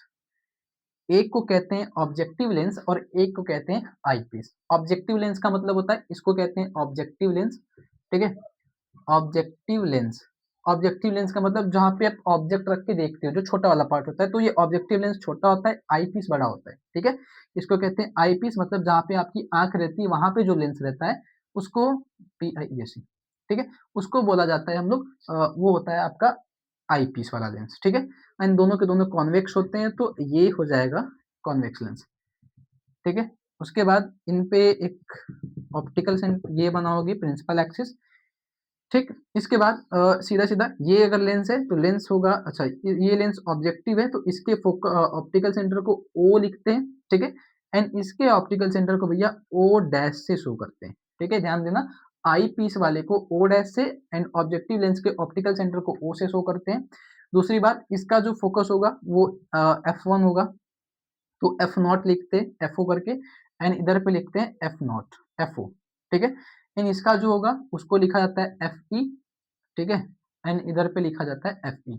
तो एक चीज ध्यान देना, जब ये नॉर्मल एडजस्टमेंट की बात करी जाती है ना, तो जो F O and F E होता है, इधर मैं पहले लिख दे रहा हूँ, F O and F E ये लगभग बराबर होते हैं, ठीक है। जो फोकल लेंथ एफ ओ का है, फोकल लेंथ एफ ई का ना, ये दोनों इतने पास में होते हैं ना, मैंने थोड़ा दूर पे बनाया ताकि इमेज फॉर्मेशन अच्छे से समझ में आए, इसलिए मैंने थोड़ा दूर पे बनाया, बट लिख लेना पहले से ही कि एफ ओ जो होता है एफ ई जो होता है दोनों आपस में बराबर होते हैं। मतलब इसका जो एफ ओ होता है ना, ये एफ ओ, इसका एफ ई इधर पे बनाया जाता है एंड इसका एफ ओ इधर पे बना, इसको उल्टा बनाते हैं। मतलब एफ ओ जो होता है ना इसका, ये ओवरलैप करके आगे चला जाता है, ठीक है। मतलब इसको इस तरीके से रखा ही जाता है, उनका एडजस्टमेंट ही इस तरीके से करा जाता है कंपाउंड माइक्रोस्कोप के अंदर, कि इसका एफ ओ जो होता है वो आगे चला जाता है, मतलब इसका फोकल लेंथ आगे एंड इसका फोकल लेंथ थोड़ा पीछे आ जाता है, एंड दोनों लगभग एक दूसरे के बराबर डिस्टेंस पे होते हैं, मतलब दोनों एक ही पॉइंट पे आ जाते हैं। बट इसको इमेज फॉर्मेशन अच्छे से शो हो जाए इसलिए मैं थोड़ा इसको दूर दूर बनाया हूँ, ठीक है। बुक में देखोगे ना एनसीईआरटी की, तो ये दोनों जगह एक ही दिखेगा, इसको सिर्फ एक नाम दिया होगा, एक पॉइंट, एक ही पॉइंट पे ये दोनों काम चल जाता है, ठीक है। अब सुनना, तो नॉर्मल एडजस्टमेंट में जानते हो 25 सेंटीमीटर का डिस्टेंस होता है, ठीक है। 25 सेंटीमीटर का लीस्ट डिस्टेंस होता है, लीस्ट डिस्टेंस होता है 25 सेंटीमीटर का, जिसको भैया आप दिखाते हो डी से। ये केस होता है, मतलब जो आप इमेज बनाओगे और 25 सेंटीमीटर का डिस्टेंस पे बनना चाहिए, ठीक है। अब 25 सेंटीमीटर के डिस्टेंस पे इमेज तैयार करना है तो कैसे करोगे, सीधी सीधी बात है, पहले एक ऑब्जेक्ट रखना पड़ेगा, ठीक है। तो ऑब्जेक्ट कहाँ पे रख सकते हो, तो एक ऑब्जेक्ट कर सकते हो, अ, इनके बीच में ऑब्जेक्ट रखो, चल का ही नहीं रहा भैया, ऑब्जेक्ट रखेंगे यहाँ पे, ठीक है। ऑब्जेक्ट रखोगे एंड ऑब्जेक्ट रखने के बाद दूसरा काम होता है कि आप इससे इमेज बनाना स्टार्ट करोगे, ठीक है। इमेज बनाना स्टार्ट करोगे तो कैसे इमेज बनाएंगे, तो जब भी ऑब्जेक्ट रखा जाता है, ध्यान देना, ऑब्जेक्ट रखने का मतलब होता है कि हमको आई पीस से इमेज बनाना है, एंड ये आई पीस जो होगा इसका जो इमेज होता है वो 25 सेंटीमीटर के डिस्टेंस पे आना चाहिए। ये तब आता है जब आपका image focus length and optical centre के बीच में हो, तो इसका इमेज इनके बीच में बनना चाहिए। तो ये इमेज तो बना के देता है एट इन्फिनिट, बहुत पीछे बना के देता है, तो ऑब्जेक्ट को इधर पे कहीं रखना, ठीक है। रखने के बाद एक लाइन पैरेलल भेजना, ऑब्जेक्ट को नाम दे दो ए बी, ये हमारा एक ऑब्जेक्ट है, ठीक है। ऑब्जेक्ट को फोकस के बाद रखना ताकि इमेज इनके बीच में बन पाए, अगर इधर पे रखोगे तो इमेज भैया पीछे बन जाएगा, तो फिर हमको इधर कुछ बनेगा ही नहीं, ठीक है, इसलिए कर रहा हूँ। तो पहला काम, एक पैरेलल लाइन भेजोगे जो कि फोकस से होके जाती है, ठीक है। तो पैरेलल लाइन कहाँ से जाती है भैया, फोकस से जाती है, चलो फोकस से भेजो, ये इसका फोकस है, ठीक है। दूसरी लाइन कहाँ से भेजोगे, ऑप्टिकल सेंटर से, तो ऑप्टिकल सेंटर से भेजो, एंड ये दोनों जाके एक जगह पे ऐसा आएगा, इसको मैं थोड़ा पास में बनाता हूँ, ताकि ये इमेज बन पाए, है ना। नहीं तो इमेज ही नहीं बनेगा तो सारा काम धाम हमारा चौपट हो जाएगा। ये इधर पे इसको नाम देते हैं क्या, चलो ये तुम्हारा FON, इधर पे तुम्हारा FE, ठीक है, ऐसा है कुछ, ऐसा कुछ सिनारियो है, ठीक है। एंड इसके भी डिस्टेंस को थोड़ा दूर कर देते हैं, क्या प्रॉब्लम है, FE कर देते हैं, इसको थोड़ा दूर कर देते हैं, चलो, ताकि डिस्टेंस बराबर बराबर रहेगा तो अच्छे से नाप के बनाओगे ना, ये डिस्टेंस बराबर लेना, थोड़ा सा ओवरलैप कर देना तो अच्छे से बन जाएगा, ठीक है। अब जब ये इमेज फॉर्मेशन करोगे तो पहला लाइन पैरेलल ही भेजोगे, तो पैरेलल वाली फोकस से जाती है, तो ऑब्जेक्ट का फोकस इधर पे, इस साइड पे नहीं, इस साइड पे, तो फोकस से जाएगी। दूसरा लाइन पैरेलल ऑप्टिकल सेंटर से भेजोगे तो भैया वो जाके इधर पे टच करेगी, एंड इमेज बनेगा तुम्हारा इधर पे, ठीक है। तुमको इमेज कहाँ पे मिलेगा, इस वाले के लिए, अभी हमने इस वाले के लिए इमेज फॉर्म करा है जो कि F0 and O' के बीच में बन रहा है, मतलब FE एंड ऑप्टिकल सेंटर के बीच में, तो फोकस एंड ऑप्टिकल सेंटर के बीच में एक इमेज बना है, ठीक है, जिसको नाम दे रहे भैया हम लोग B', A', ठीक है। एंड जैसे ये इमेज बनेगा तो अब हमको इससे एक इमेज फॉर्म करना है, क्योंकि ये भी है काम में, इनको भी लाना, तो ये इमेज बनाना होगा, तो अब इनसे हमको ऑब्जेक्ट कहाँ पे, क्योंकि इसके लिए तो हमें ऑब्जेक्ट दिख नहीं रहा, क्योंकि ये एक ऑब्जेक्ट हमने स्टार्टिंग में रखा था ऑब्जेक्टिव लेंस के पास में, इसने इमेज फॉर्म करके आई लेंस के पास में भेजा है, तो जैसे ही जो इमेज बनेगा ना इसकी वजह से, वो इसके लिए एक ऑब्जेक्ट की तरह काम करता है, ध्यान देना, ये जो इमेज बनाएगा वो इमेज इसके लिए एक तरीके से ऑब्जेक्ट का काम करता है, एंड ऑब्जेक्ट का काम करता है तो इससे एक पैरेलल लाइन भेजो, पैरेलल लाइन फोकस से निकल जाएगी, ठीक है। दूसरी लाइन क्या करते हो, ऑप्टिकल सेंटर से भेजते हो, तो ऑप्टिकल सेंटर वाली ऐसे जाती है, ठीक है, ऑप्टिकल सेंटर वाली सीधी पार कर जाती है, तो अगर ध्यान दो तो ये लाइन ऐसे फैल रही है, लाइन दोनों क्या कर रही है, ऐसे फैल रही है, तो अगर लाइन फैल रही है भैया तो इसको पीछे मिलाओ, तो पीछे मिलाओगे तो कहीं तो जाके मिलेंगी, तो पीछे बढ़ा के देख लो, पीछे बढ़ा के दोनों लाइन को देख लो, ठीक है, तो पीछे बढ़ाया भैया हमने दोनों लाइन को, तो ये जाके इस पॉइंट पे मिली है, तो इस पॉइंट पे मिली है तो कहीं पे भी मिल सकता है, चलो इधर पे लाके मिलाते हैं, क्या प्रॉब्लम है यार, मिल जा, चलो यहाँ पे आके मिल रही है, ठीक है। ये लाइन मतलब ये इमेज पीछे बढ़ाओगे तो कहीं पे भी मिलेंगी, तो जहां पे मिलेंगी उसको बना लेना, एन बनाने के बाद इसको सीधा सीधा नाम देना, एक सीधा इमेज बनेगा, तो A', B', ये इमेज बनेगा तुम्हारा, ठीक है। ये होता है नॉर्मल एडजस्टमेंट का केस इन कंपाउंड माइक्रोस्कोप के अंदर, कि पहले क्या करोगे, एक छोटा ऑब्जेक्टिव लेंस लोगे, ऑब्जेक्ट को रखोगे फोकस के बाद, पैरेलल लाइन भेजोगे, ऑप्टिकल सेंटर से भेजोगे तो इमेज बनेगा तुम्हारा इधर पे, तो ये तो एक नॉर्मल सा केस होता ही है, एक नॉर्मल अगर लेंस अगर ये नहीं हो, तो नॉर्मल अगर ये नहीं होता है तो ये एक नॉर्मल लेंस ऐसा इमेज बना के दे देता है, ठीक है। बट हमारे पास में आई पीस भी है, तो अब ये क्या करता है, एक आई पीस के लिए ऑब्जेक्ट की तरह काम करता है, ऑब्जेक्ट की तरह काम करेगा तो फिर से एक पैरेलल एंड एक ऑप्टिकल सेंटर से लाइन भेजोगे जो कि इमेज बनाएगा इधर पे, जो कि लीस्ट डिस्टेंस जिसको हम लोग बोलते हैं 25 सेंटीमीटर, ठीक है। अगली बात, अब इसमें हमको मैग्नीफाइंग पावर निकालना है, ठीक है। तो मैग्नीफाइंग पावर निकालने के लिए फॉर्मूला क्या यूज करते हो, अल्फा एंड बीटा, यही चेक करते हो ना, तो अल्फा बीटा देखो कहाँ पे बनेगा, तो इमेज कहाँ बना है भैया, इमेज वाली लाइन ये है हमारी, तो ये इमेज वाली लाइन जो कि ऑप्टिकल सेंटर से गिर रही है, तो इमेज जो होता है वो ऑप्टिकल सेंटर से कितना इमेज बनाएगा उसको बोलते हैं बीटा, तो ये इमेज जो होगा ये तो हो गया बीटा, क्योंकि ये इमेज वाली लाइन लास्ट में इमेज हमारा यही बना है, पहले इमेज कहाँ बना वो फर्क नहीं पड़ता, लास्ट में इमेज कहाँ बना, ये लास्ट में इमेज बना है ऑप्टिकल सेंटर एंड इमेज वाली लाइन के बीच में बीटा एंगल। दूसरा, ऑब्जेक्ट कहाँ पे था, एन ऑप्टिकल सेंटर, तो ऑब्जेक्ट भैया ये था एन ऑप्टिकल सेंटर इसका ये, तो ये एंगल बनेगा अल्फा, एंड ये ध्यान दो तो ये वाली लाइन एंड ये वाली लाइन दोनों आमने सामने, तो भैया ये भी एंगल बनेगा अल्फा, ठीक है, एक और एंगल बन गया हमारे पास में अल्फा, ठीक।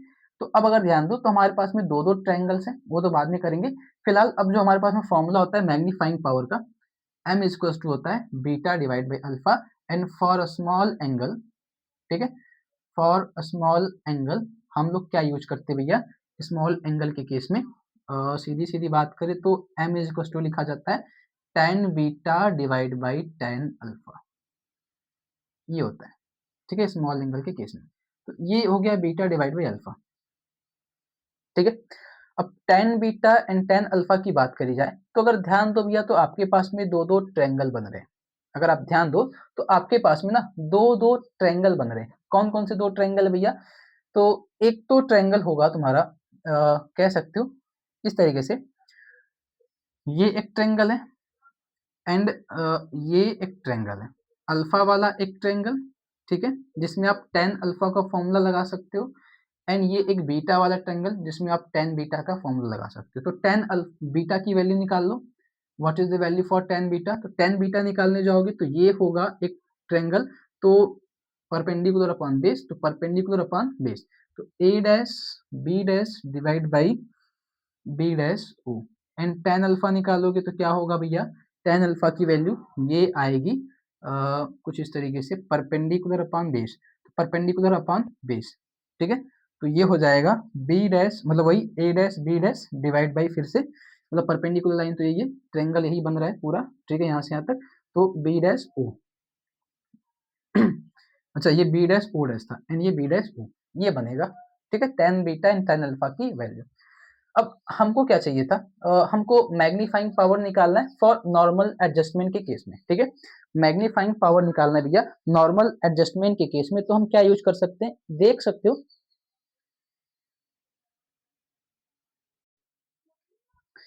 अच्छा मैंने थोड़ा सा ना एक ध्यान नहीं दिया, ये हम लोग कंपाउंड माइक्रोस्कोप की बात करें, ये जो काम होता है ना ये टेलीस्कोप में करते हैं, ये जो ना F E and F O का काम करते हैं ना, ये ओवरलैपिंग का ये टेलीस्कोप में करते हैं, ठीक है।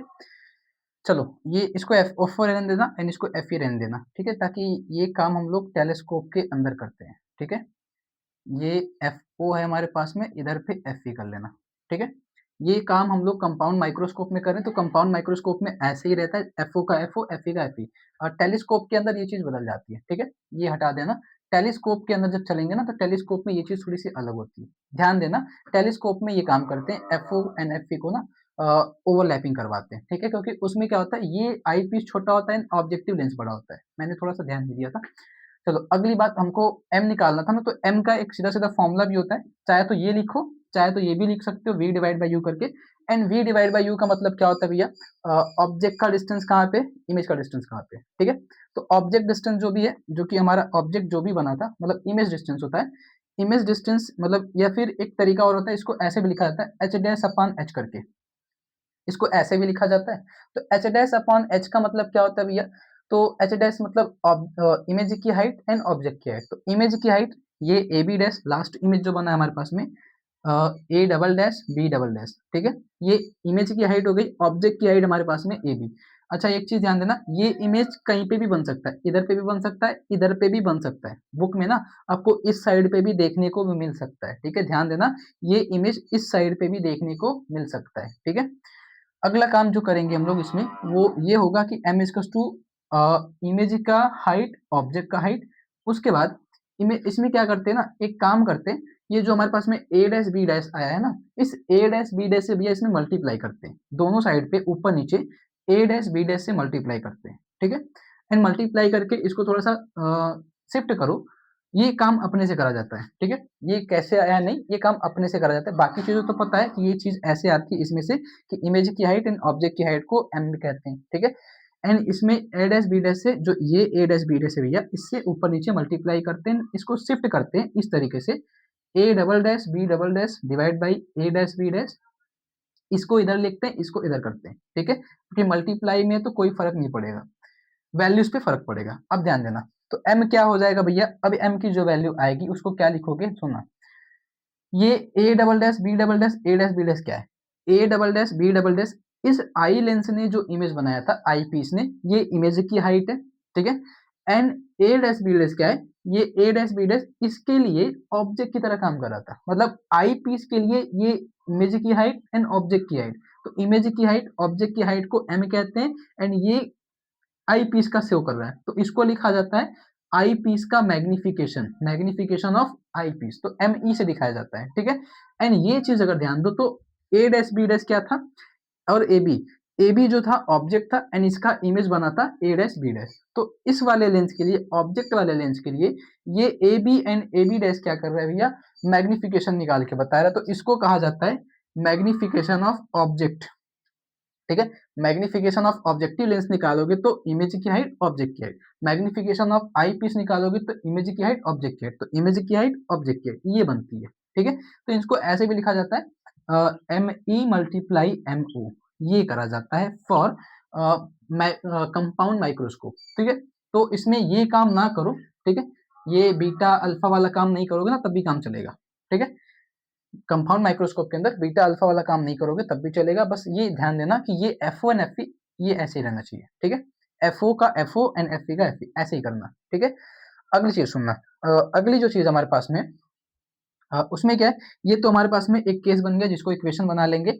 अब अगर हम ध्यान दें तो आई पीस के लिए मैग्निफिकेशन क्या होगा, मैग्निफिकेशन या फिर जो आई पीस है, ध्यान दो ये आई पीस का जो फिगर बना है हमने वो कैसा दिख रहा है। जब हमने सिंपल कंपाउंड का जब नॉर्मल एडजस्टमेंट देखा था तो सिंपल कंपाउंड के अंदर नॉर्मल एडजस्टमेंट का फिगर ऐसे ही कुछ बना था, ये नहीं था उसके अंदर, इसको हटा दो। तो ये अगर हट गया तो ध्यान दो तो बाकी सारी चीजें नहीं थी, ये ब्लू वाली लाइन को हटा दो, ब्लू वाली लाइन एंड इसको हटा दो, तो ब्लू वाली लाइन एंड ये हट गया तो क्या क्या बचा, एक लेंस है, ठीक है।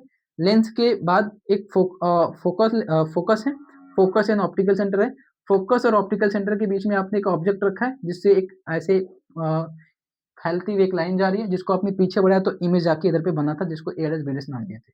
तो सिंपल माइक्रोस्कोप में नॉर्मल एडजस्टमेंट में कुछ इसी तरीके का इमेज फॉर्मेशन हुआ था, अगर ये चीज ना हो तो आई पीस जो है भैया, आई पीस, आई पीस, ठीक है, behave as, behave as simple microscope, ठीक है, सिंपल माइक्रोस्कोप।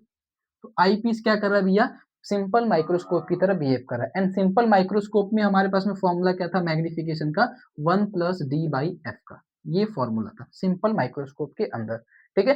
एंड हमको आई पीस निकालना है, and eye piece and simple microscope same same behave कर रहे हैं, तो इसको लिखो ME, इसको लिखो FE। FE मतलब आई पीस का ये FE फोकल लेंथ का distance and ME eye piece के लिए, ठीक है। तो ये फॉर्मूला बन जाता है ME is equal to 1+D/FE। And same जब ऑब्जेक्टिव लेंस के लिए, क्योंकि हमको ये वैल्यूज निकाल के रखनी है, ठीक है, इसलिए मैं निकाल रहा हूँ। तो अब ऑब्जेक्टिव लेंस को ध्यान दो, तो ऑब्जेक्टिव लेंस के केस में इसको हटा दो, सोचो ये है ही नहीं, आई पीस है ही नहीं। तो अगर आई पीस है ही नहीं तो इसने क्या करा था, एक ऑब्जेक्ट रखा था जिसने एक इमेज बनाया था A', B', यही करा है। तो ऐसे केस में हम एक फॉर्मूला यूज करते हैं, तो लिखेंगे फॉर, इधर लिखता हूँ चलो, for objective lens, objective lens ऐसे केस में जब मैग्निफिकेशन निकालना हो तो क्या करते हैं हम लोग, 1/f is equal to 1/v minus 1/u का फॉर्मूला यूज करते हैं, एंड इसमें v से मल्टीप्लाई किए थे हम लोग, ठीक है। तो इसमें क्या करेंगे, ये f0 लिखेंगे, v0 u0, ताकि हम पता चले कि हम सब ऑब्जेक्टिव लेंस के लिए कर रहे हैं। एंड v0 से क्या करोगे भैया, मल्टीप्लाई, ठीक है, v0 से दोनों साइड से मल्टीप्लाई, एंड मल्टीप्लाई करोगे तो v0/f0, एंड ये हो जाएगा v0/v0 1, एंड ये हो जाएगा v0/u0, एंड इसको आप लिखोगे m एज इक्वल टू, ठीक है, इसको लिखा जाता है m, ये इस साइड पे आएगा, मतलब इनको इस साइड पे लिखते हैं M0 कहते हैं, इसको m0 कह देते हैं, ठीक है। माइनस में इस साइड पे आएगा प्लस, इस साइड पे जाएगा तो माइनस, 1 - v0 f0, ये बनेगा फॉर्मूला, ठीक है। बाद में हमने v0 की वैल्यू पुटअप करी थी, ठीक है, तो v0 की वैल्यू तो पुटअप नहीं करनी है एज इट इज। तो अगली जो चीज होगी हमारे पास में, सुनना, m0 की वैल्यू क्या आई है, ME की वैल्यू क्या आई है, उसमें पुटअप कर दो, तो m इज इक्वल टू क्या बन जाएगा, ME की वैल्यू है 1+D/FE इंटू MO की वैल्यू है 1 - v0/f0, ये फॉर्मूला। तो ये मेन फॉर्मूला होता है आपके पास में सिंपल कंपाउंड माइक्रोस्कोप का नॉर्मल एडजस्टमेंट। तो जब कंपाउंड माइक्रोस्कोप का नॉर्मल एडजस्टमेंट करते हैं तो ये फॉर्मूला बनता है, ME इंटू M0 करके एन उसका ये फॉर्मूला बनाते हैं, ठीक है, जिसमें ME जो होता है भैया वो सिंपल माइक्रोस्कोप के जैसा बिहेव करता है, इसलिए फॉर्मूला लिखते हैं ME equal to 1+D/FE, and इसका ये का ऑब्जेक्टिव लेंस जो कि एक नॉर्मल लेंस की तरह बिहेव करता है, तो इस तरीके से MO निकालते हैं, ठीक है। तो करना क्या होता है, इमेज कैसे बनाते हैं कंपाउंड माइक्रोस्कोप में भैया, तो एक ऑब्जेक्टिव लेंस होता है जो कि छोटा होता है, आईपीस बड़ा होता है, एक ऑब्जेक्ट रखेंगे, ऑब्जेक्ट से इमेज फॉर्म करेंगे, इमेज जो होगा वो ऑब्जेक्ट की तरह बिहेव करेगा, फिर वो ऑब्जेक्ट की तरह बिहेव करेगा तो इमेज यहाँ पे आपका पीछे बढ़ा के बनाएंगे, ठीक है। ये होता है कंपाउंड माइक्रोस्कोप में नॉर्मल एडजस्टमेंट। एंड ध्यान देने बात जो मैंने ध्यान नहीं दी थी एक्चुअली, उसको मैंने ओवरलैपिंग करवा दी, तो वो एक्चुअली काम टेलीस्कोप में करवाया जाता है, ठीक है, तो ये ध्यान देना वो काम टेलीस्कोप में करवाएंगे। सारी फिगर्स वगैरह ऐसे ही बनती है, उसमें भी टेलीस्कोप में भी समझ लो कि ये टेलीस्कोप का एक रेफरेंस ही था, है ना, जो कि भाई द वे गलती से मेरे से मिस्टेक हो गया, तो ये टेलीस्कोप का ही रेफरेंस समझ लो कि टेलीस्कोप में ये चीज ना पलटी कर देते हैं। पलटी करने का मतलब ये समझ लो कि ओवरलैपिंग करवाते हैं, टेलीस्कोप के अंदर, बट माइक्रोस्कोप के अंदर ओवरलैपिंग नहीं चलती, ठीक है। तो एफ नॉट का एफ नॉट, एफ ई का एफ ई, ठीक है। चलो इनको नोट करो। तो नॉर्मल एडजस्टमेंट के बाद भैया हम लोग डिस्कस करेंगे रिलैक्स्ड आई का केस, ठीक है। नॉर्मल एडजस्टमेंट के बाद जो आता है हमारे पास में वो होता है रिलैक्स्ड आई का।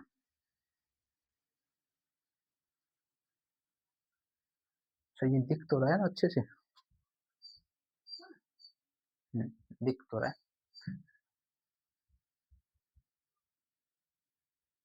अब सेम चीज जब आप रिलैक्स्ड आई की बात करोगे ना, वो और आसान हो जाएगा।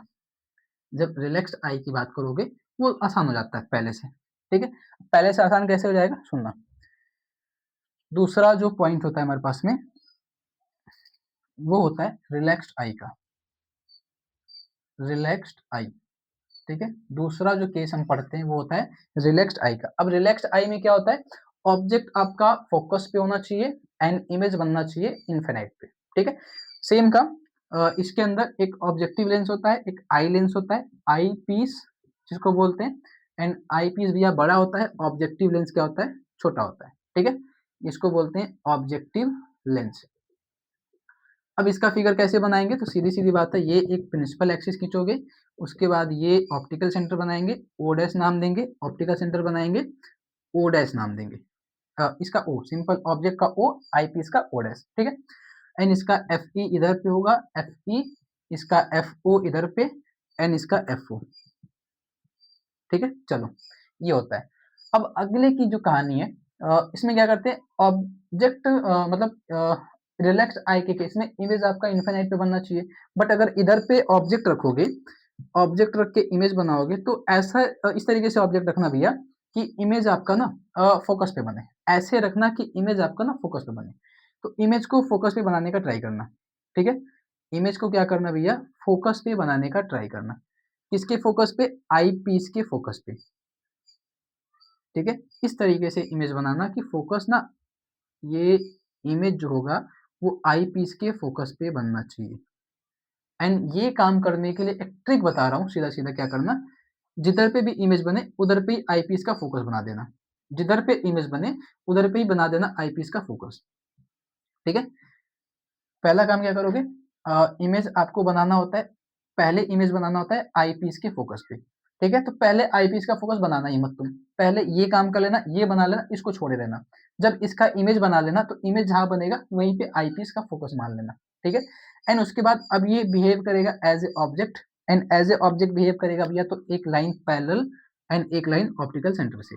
ऑप्टिकल सेंटर वाली भैया तो सीधी निकल जाएगी, पैरेलल भेजोगे तो फोकस से निकल जाएगी। एंड इसको भैया जब पीछे बढ़ाओ चाहे तुम आगे बढ़ाओ, ये हमेशा एट इनफिनिटी मिलेंगी क्योंकि ये पैरेलली सीधे जा रही हैं, ठीक है। ये ना ये पैरेलली सीधे जाती है, ठीक है। ये वाली लाइन क्या करती है भैया, ये पैरेलली सीधे जाती है, पैरेलल लाइन कभी भी नहीं मिलती, ठीक है।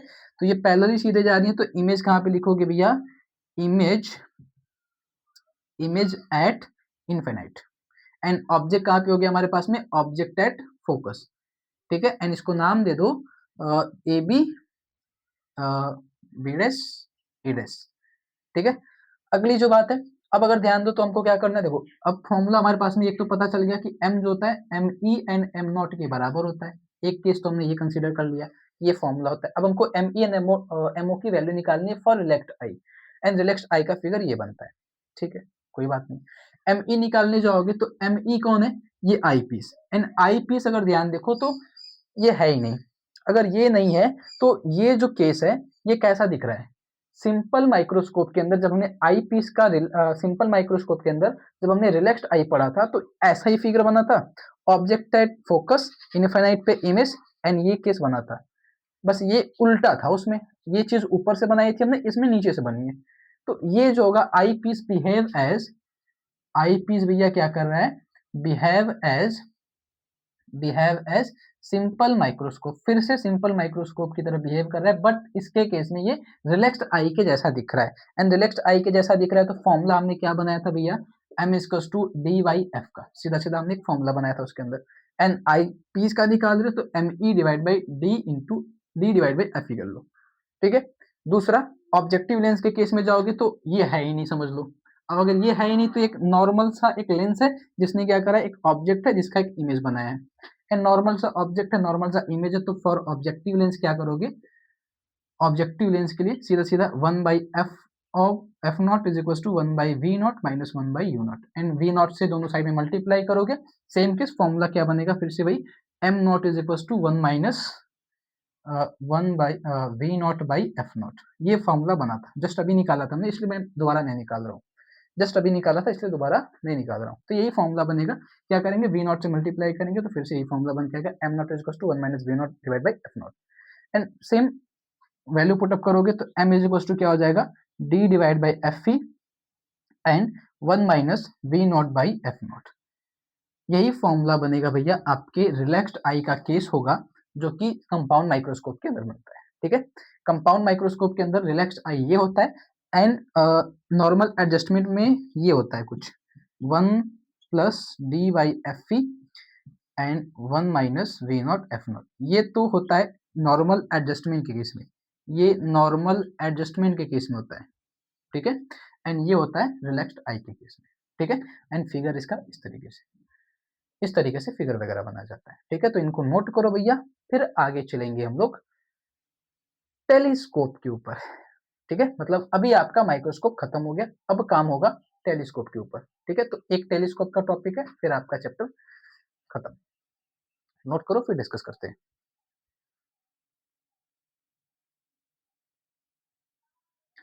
एंड भैया एक चीज और, अगर कभी तुमसे इन दोनों लेंस के बीच का डिस्टेंस पूछे कि अगर आपके पास में माइक्रोस्कोप में जो दोनों लेंस है इनके बीच का डिस्टेंस बता दो, तो इनके बीच का डिस्टेंस को भैया दिखाते हैं एल से। ठीक है, एंड अगर एल की वैल्यू कभी पूछे तो एल की वैल्यू कैसे निकालोगे, सुनना, इनके बीच का डिस्टेंस निकालना हो तो कभी डिस्टेंस निकालना हो तो इसको दो पार्ट्स में डिवाइड कर दो, एक ये वाला पार्ट एक ये वाला पार्ट, मतलब ओ से लेके बी डैश से लेके ओ, दो पार्ट्स में डिवाइड करो, ओ से लेके B dash and B dash से लेके ओ, इसको दो पार्ट्स में डिवाइड कर दो।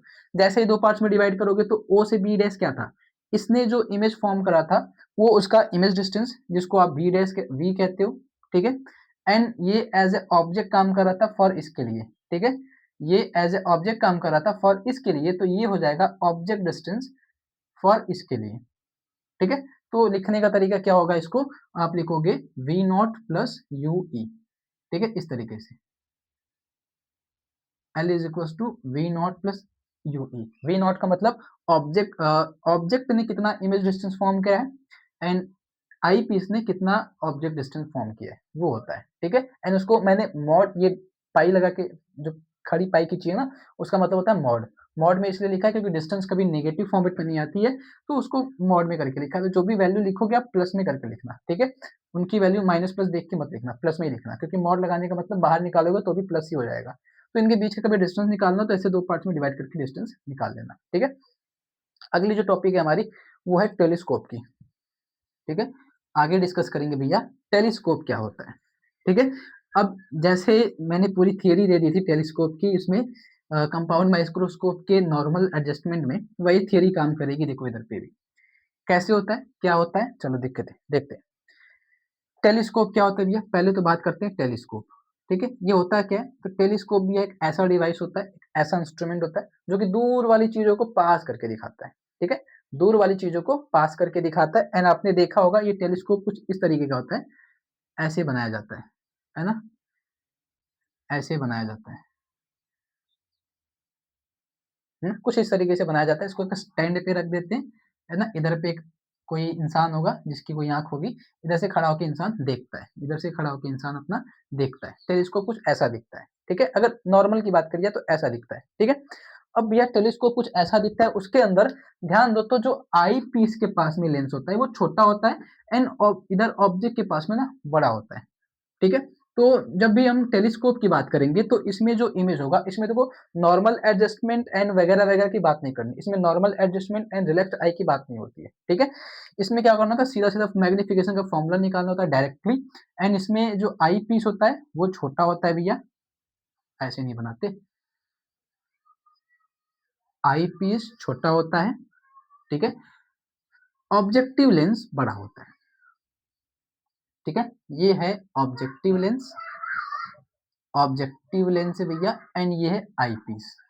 ठीक है, आई पीस, तो आई पीस छोटा होता है टेलीस्कोप के अंदर, ऑब्जेक्टिव लेंस टेलीस्कोप के अंदर बड़ा होता है। ठीक है, अब जब इमेज फॉर्म करने जाओगे तो पहले काम इसका ऑप्टिकल सेंटर बना लो, ऑप्टिकल सेंटर बनाने के लिए एक प्रिंसिपल एक्सिस बनाओ, ठीक है, जिससे हम दोनों के ऑब्जेक्टिव लेंस ऑप्टिकल सेंटर के बारे में डिस्कस कर सकते हैं। तो optical centre O and O dash, ठीक है।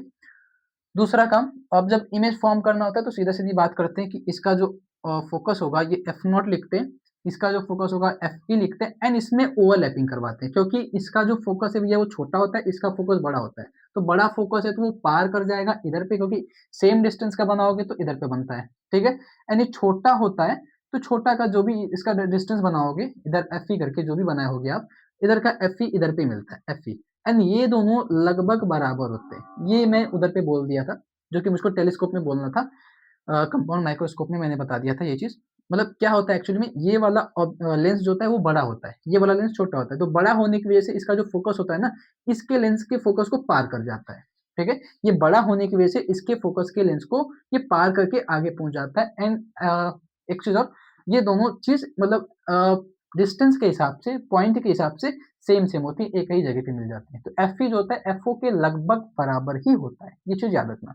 अब जब इमेज फॉर्मेशन करने जाओगे तो सपोज आपने इधर पे एक ऑब्जेक्ट रखा है, एंड ऑब्जेक्ट क्या करेगा, एक पैरेलल लाइन भेजेगा एंड एक ऑप्टिकल सेंटर से लाइन भेजेगा, ठीक है। तो पैरेलल वाली कहाँ से जाती है भैया, फोकस से, तो पैरेलल वाली तो फोकस से जाएगी, एंड ये ऑप्टिकल सेंटर की, ठीक है। तो इमेज जब फॉर्म करने जाओगे तो इमेज का ध्यान देना, इमेज कुछ इस तरीके से फॉर्म करना, ठीक है। इमेज कुछ इस तरीके से फॉर्म करना कि जो फोकस एंड ऑप्टिकल ये जो इमेज बनेगा ना, इन दोनों के बीच में बनाना, कुछ इस तरीके से इमेज को फॉर्म करना कि इमेज ना इन दोनों के बीच में बने। थोड़ा सा एक सेकंड,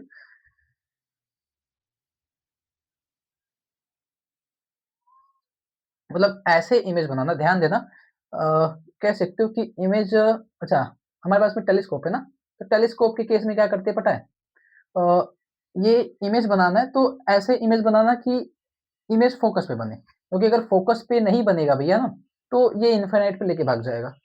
ये ना अगर इनके बीच में पहुंचा तो इनफाइनाइट पे लेके भाग जाएगा। तो काम ऐसा करना कि टेलीस्कोप का इमेज बनाएंगे इस तरीके से कि इमेज बने एट अ फोकस, ठीक है। ध्यान देंगे कि इमेज जो बनना चाहिए हमारा, वो कहाँ पे बनना चाहिए, एट ए फोकस बनना चाहिए, ठीक है। ये चीज ध्यान देंगे। तो इमेज फोकस पे बनाने के लिए क्या करें भैया, चलो मैं थोड़ा सा इंक भर लेता हूँ, एक सेकंड रुकना, मैं इंक भर लूँ। चलो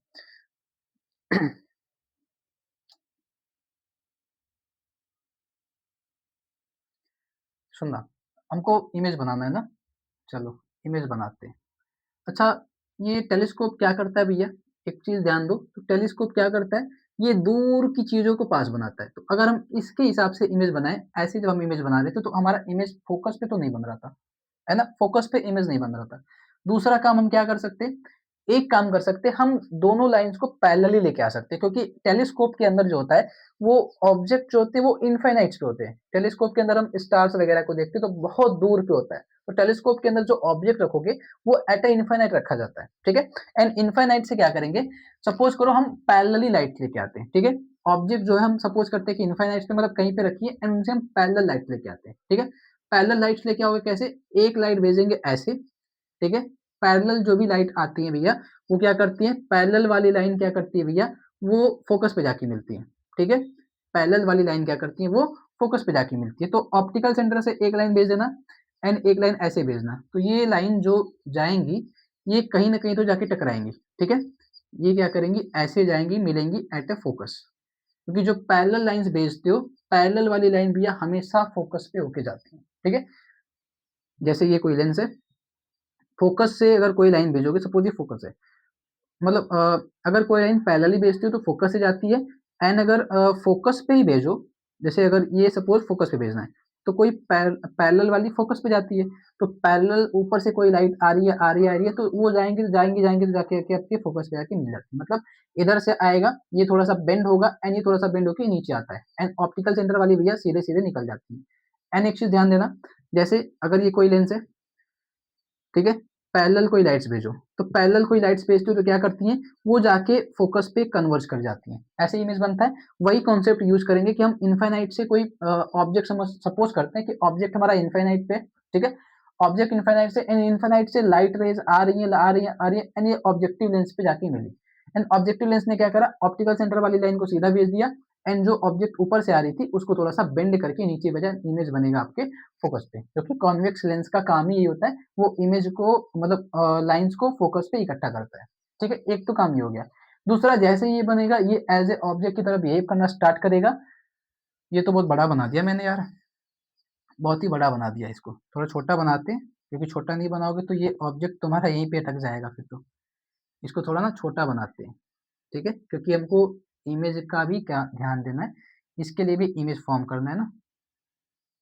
चलो, आप अच्छे से ऊपर से बनाते हैं ना, ठीक है।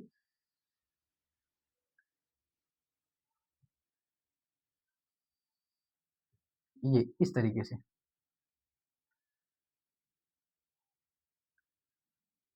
ठीक है। चलो, इमेज बन गया। अब जैसे ही इमेज बनेगा भैया, तो सपोज करो ऑब्जेक्ट इनफाइनाइट पे था तो नाम ही नहीं देना, ए बी कोई ऑब्जेक्ट होगा, एंड इसका जो इमेज बनेगा वो होगा बी डैश ए डैश, ठीक है। बी डैश ए डैश इसका इमेज बनेगा। एंड जब इसको आप ऑब्जेक्ट मानोगे तो आप क्या करते हो, ऑब्जेक्ट मानने के बाद एक लाइन भेजते हो इस पे ऐसे पैरेलली, तो पैरेलल वाली फोकस से निकल जाती है, ठीक है। एंड दूसरा आप क्या करते हो, एक लाइन भेजते हो आप ऑप्टिकल सेंटर से, इन ऑप्टिकल सेंटर वाली सीधे चली जाती है। ये दो काम करते हो। एंड इसको जब पीछे बढ़ाते हो तो पीछे बढ़ाने पे जहाँ पे मिलती भी है, पीछे बढ़ाने पे ये जहाँ पे जाके मिलेंगी, ठीक है। इनको अच्छे से पीछे बढ़ाना, तो पीछे बढ़ाने पे जहाँ पे जाके मिलेंगी वहीं आपका इमेज, इमेज आपका वहीं पे, तो ये नाम दे देना B double dash A double dash, ये आपका इमेज बनेगा, ठीक है।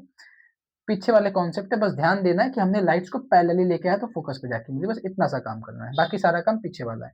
एंड अगला काम ध्यान दो, तो ये ऑब्जेक्ट वाला है, तो ऑब्जेक्ट के लिए जो एंगल बनता है उसको अल्फा से दिखाते हो। इमेज वाली लाइन ये, इमेज के लिए जो ऑप्टिकल सेंटर से एंगल बनता है उसको भी आप बीटा से दिखाते हो, ठीक है।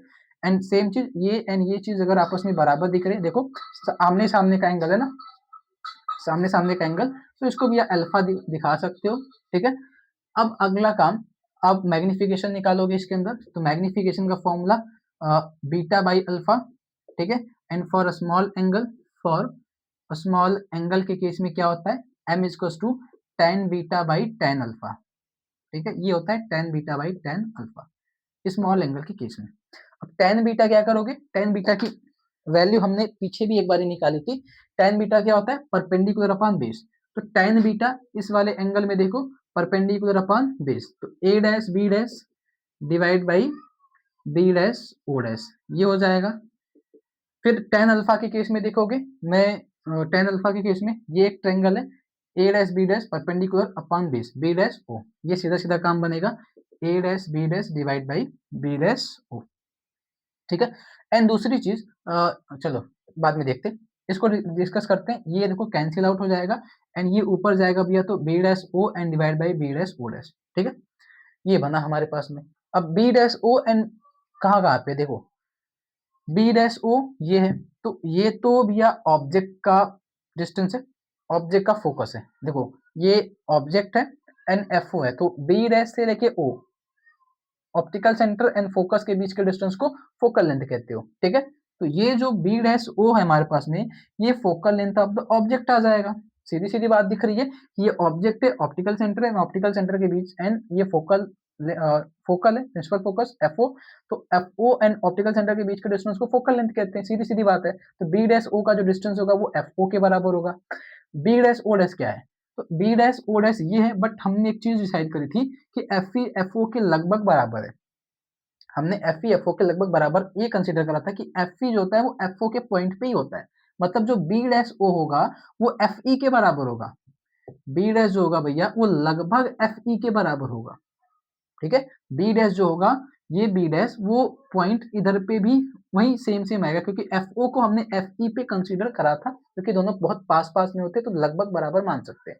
तो बी डैश ओ के बराबर, B dash O F E के बराबर होता है, एंड एफ ई का मतलब होता है, ये हो जाएगा एफ ई एन ओ, तो एफ ई एन ओ का मतलब हो जाएगा focal length of I piece, and focal length of I piece को एफ ई से दिखाओगे। तो सीधी सीधी बात ये, जो फॉर्मूला बन के आता है वो ये होता है F not by F E का, बस ये करना है F not by F E, ये फॉर्मूला बनता है इनके केस में, ठीक है। एंड इनके बीच में कभी डिस्टेंस निकालना हो जाए, इन दोनों लेंस के बीच में कभी डिस्टेंस निकालना हो जाए, तो कैसे दिखाओगे भैया लेंस का डिस्टेंस, तो एक काम, ये देखो ध्यान दो, तो ये दो पार्ट्स में डिवाइडेड है, एक ये वाले पार्ट्स में एंड एक ये वाले पार्ट्स में, जिसमें हमने ये वाले पार्ट को जस्ट अभी निकाला था बी डैश ओ करके, ठीक है, एंड एक ये वाले पार्ट में बी डैश ओ डैश, है ना, B dash O dash, and अभी अभी देखो लिखे B dash O dash and B dash O को क्या, F O plus F V, ये फॉर्मूला बनता है एल का, ठीक है। तो डिस्टेंस निकालना हो तो इनको दोनों को जोड़ दो, मतलब ऑब्जेक्टिव लेंस के फोकस को एंड आईपीस के फोकस को दोनों को जोड़ दोगे तो दोनों लेंस के बीच का डिस्टेंस निकल जाएगा, ठीक है। उसके बाद ऑब्जेक्टिव लेंस एंड आईपीस के फोकस फोकल लेंथ को डिवाइड कर दो तो भैया मैग्नीफाइंग पावर निकल के आ जाएगी फॉर टेलीस्कोप के केस में, मतलब जब दूर वाली चीजों को पास करके देखना हो तो ये इस तरीके से काम में लाया जाता है एंड ये फॉर्मूला तैयार करा जाता है, ठीक है। एंड यही था आपका टेलीस्कोप, ठीक है। चलो इनको नोट करो भैया। तो टेलीस्कोप के बाद ना एक छोटी सी चीज आती है, न्यूटन्स का एक टेलीस्कोप आता है, न्यूटन्स का टेलीस्कोप, ठीक है। मतलब न्यूटन नाम के एक साइंटिस्ट है, जानती हो हर जगह कूद पड़ते हैं, है ना। तो न्यूटन ने भी एक टेलीस्कोप बनाया था, आसान सा काम है, ज्यादा कुछ हार्ड नहीं है उसमें, बस थोड़ा सा थियोरेटिकल है, तो थियोरेटिकल मतलब समझाने का काम मेरा है, मैं समझा देता हूँ, लिखने का काम आप बुक से देख के लिख लेना, ठीक है।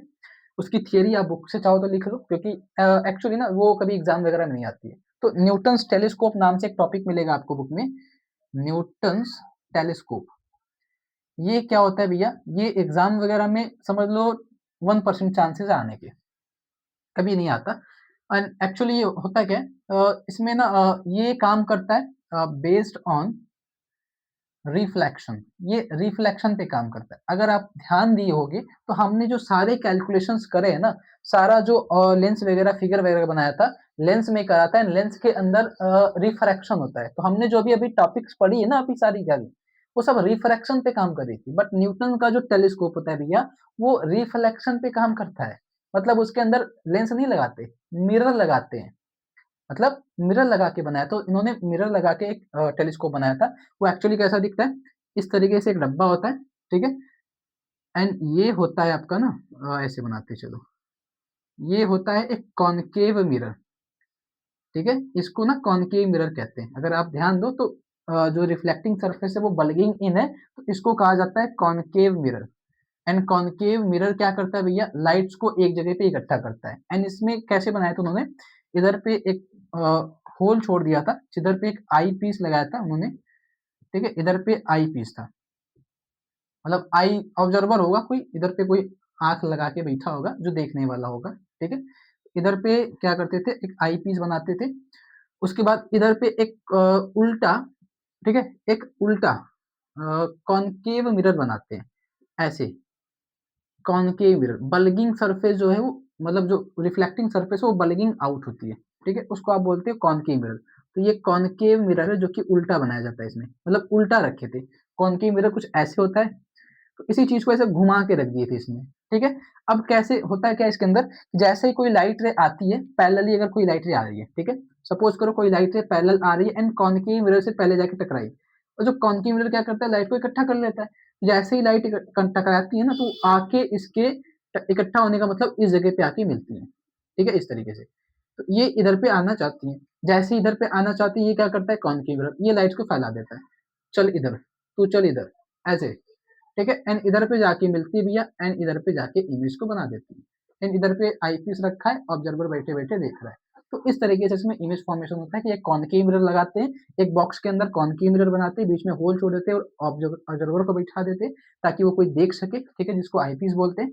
एंड एक कॉनकेव मिरर को उल्टा रख देते हैं ताकि जब भी कोई लाइट रे पैरेलली आए एंड कॉनकेव मिरर से टकराए हुई है, तो टकराने के बाद ये कॉनकेव मिरर पे जाके गिरती है, ठीक है। एंड गिरने के बाद वो सीधा पहुंच जाती है ऑब्जर्वर की आंख पे, जो कि आपको चाहिए होता है। एंड इसी को बोला जाता है ना based on reflection of Newton's telescope, जो कि मतलब ये न्यूटन का टेलीस्कोप ऐसा दिखता है। ये होता है न्यूटन का टेलीस्कोप जो कि रिफ्लेक्शन पे काम करता है, मतलब इसमें कहीं रिफ्रैक्शन हुआ है नहीं, लाइट गई टकरा के वापस आई, तो टकरा के वापस आने को बोलते हो रिफ्लेक्शन, टकराई टकरा के वापस चली गई तो बोलते हैं रिफ्लेक्शन। यही होता है बस, ठीक है।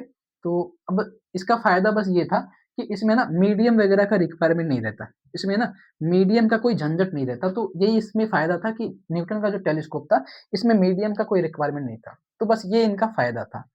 बाकी तो ये एग्जाम्स वगैरह में नहीं आता ये चीज, ठीक है। बाकी ये समझ लेना कि हो सकता है ये एग्जाम में आ जाए इस बार के, मतलब जो आपने माइक्रोस्कोप पढ़ा है, टेलीस्कोप पढ़ा है, उनमें से कोई एक तो एग्जाम में आता ही है। माइक्रोस्कोप एंड टेलीस्कोप में से कोई एक तो क्वेश्चन जरूर आता है एग्जाम में, ठीक है भैया, इनको नोट कर लेना अच्छे से, ठीक है। एंड आपका जो ऑप्टिकल इंस्ट्रूमेंट वाला चैप्टर है वो तो खत्म, ठीक। तो अगर कोई टॉपिक मिसिंग हुई हो तो आई थिंक तो टॉपिक तो कोई मिस नहीं हुआ है, पर अगर कोई टॉपिक मिस हुआ होगा तो जरूर बताना, ठीक है।